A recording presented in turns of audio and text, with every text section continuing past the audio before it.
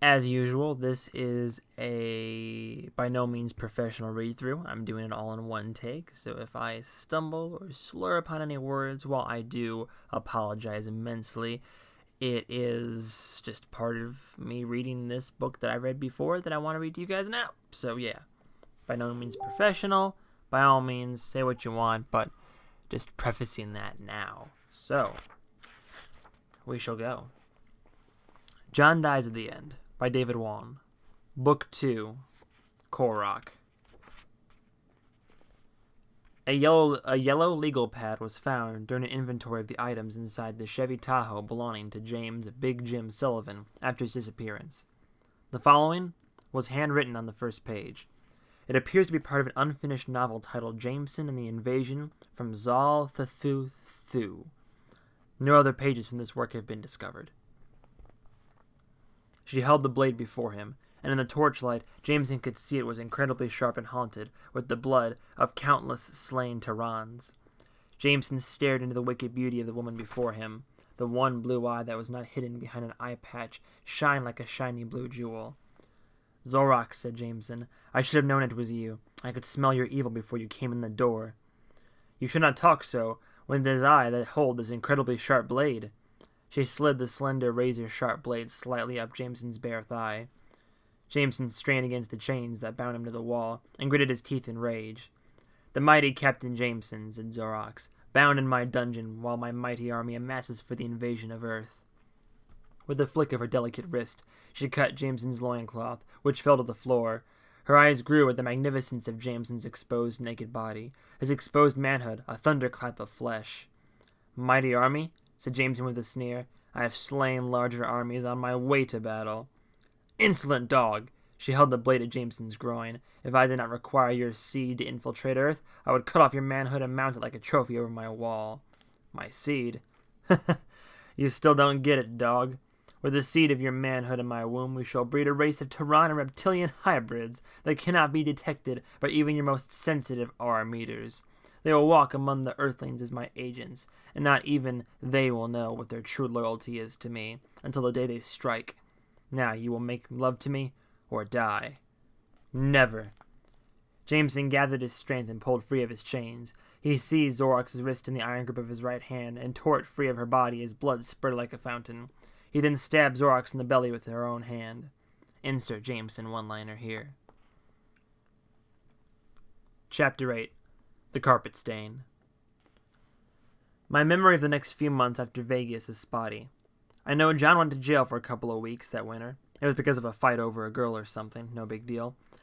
Jennifer moved out of my place and then moved back in because of a fight we had over something or other. My roof started leaking, and I learned about the joys of home ownership when a bill for $4,000 showed up in my mailbox after I got it repaired. On my birthday, I went and visited my adoptive parents, and it was a little awkward, as always, but they're good people. My birthday gift from John was an envelope full of baked beans. Jen and I didn't talk about Vegas. We didn't talk about Big Jim and all the things we saw and did over those 2 strange days. That's why she never got along with John, I think, because John loved to talk about it, loved to read about ghosts and dimensions and demonic conspiracies. He was soaking his stuff up from the net and telling us all about it over empty beer bottles and greasy pizza boxes. He'd talk and she'd fidget, change the subject. I usually took her side. But I still made a habit of watching, looking for alien white insects zipping around outdoors, studying the shadows for the dark figures we saw float out from that portal to who knows where. I kept a lookout for, well, anything. And I saw things from time to time. Or maybe I didn't. A sharp shape slipping around a corner, a pair of lit eyes like burning coals floating through the night. Always at the corner of my eye or in the reflection of a window, or in the paralyzed state between deep sleep and wakefulness in those dim morning hours. Nothing you could trust, nothing you could admit to seeing. John got me alone one night. I guess it would have been that next spring after Vegas, and asked me straight up if I ever saw anything strange. Because he did, he said. All the time, he said. He got a job working as a janitor in the undisclosed courthouse, and he said he saw an old man walking around the basement. A ghost. Semi-transparent, but really there. And very real. There, man, just there. There's a brick wall. I mean, He was just so incredibly there. John rattled off more stories, told me he watched a baseball game on TV, and the announcers made some comment about how the stands were half empty, how the team was having trouble selling tickets. But man, the stands were full, Dave. I'm telling you, to my eyes, every seat was filled, and I think it was the undead. I think I was seeing thousands of walking souls that nobody else could see, watching the game. Isn't that bizarre? I told him the truth, sort of. I said I didn't see any spirits or demons or walking in shadows or anything that couldn't be written off as a trick of the eyes. I told him I thought the soy sauce made us see all that, and it had been months since we'd ingested it, and no matter what the stuff was or where it was from, surely it had worked itself out of our systems by now. An awkward silence followed, John letting the implication of that statement hang in the air. Without coming out and saying it, I just told him that I thought he was either full of shit or losing his mind. A week later, I was in John's apartment, flipping through a magazine while he sat on the couch playing some game or another. I glanced at the TV, and it looked like one of those first-person shooting games where you wander around hallways looking over the barrel of your gun, tearing bad guys in half with splashes of digital blood. I was never that into them. "You still got that pill bottle?" John said, trying to sound offhand while he hammered a control pad with his thumbs. "You said you went back and found it at Robert's old trailer, right?" "Yeah. And there was still sauce in there." "No, it had like 2 capsules, or whatever they were, in it originally, and I had taken them both." "Oh." On the screen, John shot and killed some kind of demon creature, and a little box fell out of him. The screen displayed, "You've got a box of shotgun shells." It wasn't until later that I realized with amazement and disgust what John was saying was he would have taken the fucking soy sauce again if I had any left. I started avoiding John after that.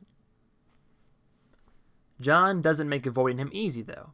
He kept showing up at my house with a video game console curled under one arm, kept calling me to come play basketball, kept asking me if I was avoiding him. He was let go from his janitor job, and he asked me if I can get him back at Wally's. I did, and then I saw him every day whether I liked it or not. But when he tried to bring up anything vaguely spooky, I did what Jen did. I changed the subject.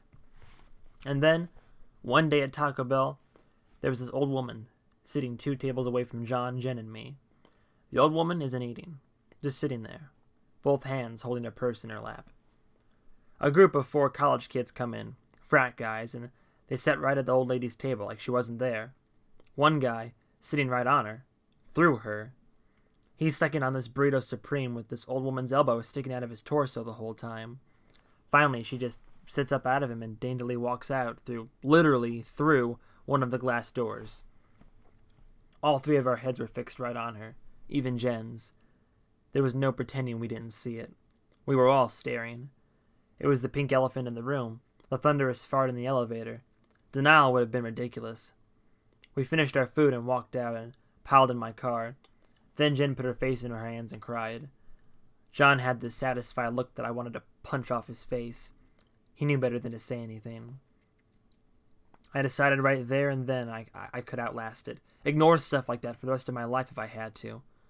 I was wrong, of course. In the summer, John read on a website about a lady in a neighboring state who claimed she had bloodstains that kept coming back and back in this one spot in her carpet. She had steam cleaned back to bleach white, but a week later there was the stain again.